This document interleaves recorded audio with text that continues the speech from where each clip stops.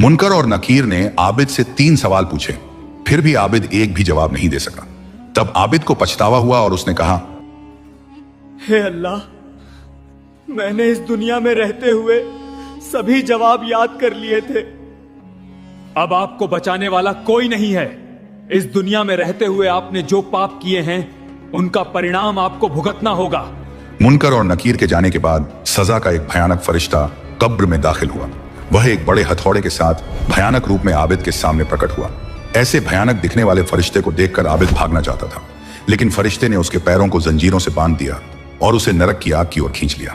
फरिश्ते ने आबिद से बहुत गंभीरता से कहा, आपको बचाने वाला कोई नहीं है।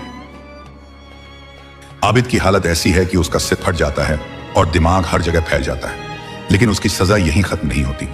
एक समय उसे बहुत भूख लगती है, लेकिन उसे खाने के लिए खून दिया जाता है। आबिद फिर चिल्लाता है और कहता है, प्लीज मुझे कुछ अच्छा खाना दो। फिर भयानक फरिश्ता उसे पिघला हुआ लाभा खाने को देता है। आबिद कुछ और खाने के लिए कहता है। फिर फरिश्ता उसे झक्कुम का पेड़ दिखाता है। आबिद सोचता है, हे अल्लाह, आखिरकार मुझे लगता है कि मुझे कुछ अच्छा खाना मिलेगा। झक्कुम का पेड़ देखने में इतना डरावना है कि इस पेड़ के फल शैतान के सिर जैसे हैं। इसकी जड़ें नरक की तह तक गई हैं।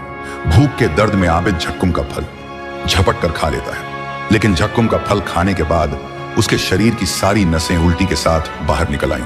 फिर आबिद का पेट तेज गर्मी से फट गया। फिर फरिश्ता जोर से हंसा और आबिद से कहा कि उसके पास उसके लिए इससे भी बढ़िया चीज है। चैनल को सब्सक्राइब, वीडियो को लाइक और शेयर करें।